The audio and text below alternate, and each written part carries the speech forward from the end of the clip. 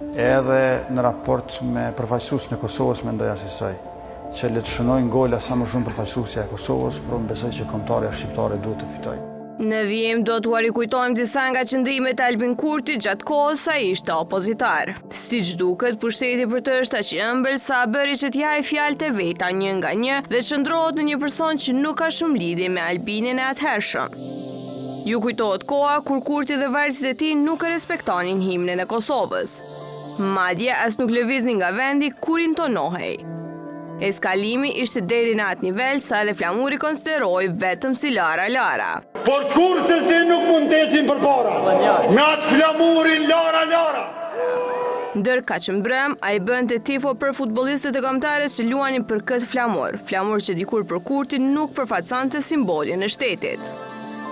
Ata kanë gjipa, ne duam trotuare. Gjë keni parë, se si politikanët kur zbresin të qytetarët, zbresin me gjipat blinduar e me gjama të rësuar, ku ajtë që ty e ti nuk e shë ato.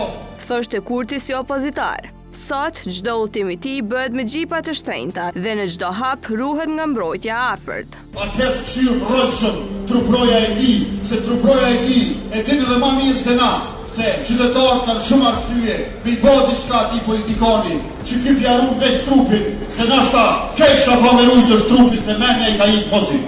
Si opozitar, Kurti thoshte se do t'i vendos kushtet e Serbisë dhe do dorëzojë një listë kërkesash para se të ulej për të dialoguar me ta. Por negociatat vazhduan dhe këto kërkesa kurrë nuk u realizuan.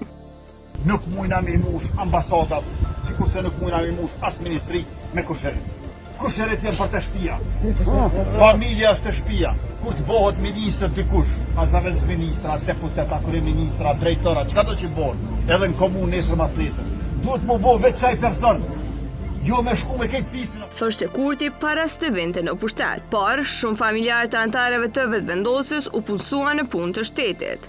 Për shembull, Axha e Glaukonjufcës, Rabiti u punësuan në Ministrinë e Mbrojtjes. Ish zëvendës ministrit Besnik Bislimi ju emërua Nipi si këshilltar në Këshillin Shtetëror të Cilësisë. Ndërkaq Daja Besnik u mundua të distancohet nga punësimi i Nipit Gzim, ku tha se ndoshta se ka para të që 50 vjet. Suljota, motra ish ministrit të infrastrukturës, Libur Naliut, u punësua në Këshillin Drejtues të Odës së Farmacistëve të Kosovës, që është në kuadër të Ministrisë së Shëndetësisë. Samiu, vëllai i ish deputetit Fitim Uka, u bë këshilltar i ministrit Arben Vitia.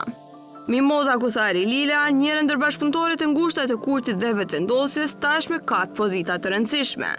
Ndonse dikur si soi populiste dhe patetike.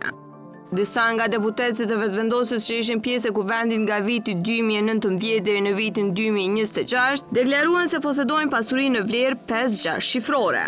Kurtit nuk i bëri përshtypje kjo pasuri, ndonse dikur thoshte. Përveç se është shumë e rëndësishme se çfarë deputetësh janë ata dhe se prej nga vijnë, thelbësore është se nga çfarë shtresa shoqërore vijnë deputetët.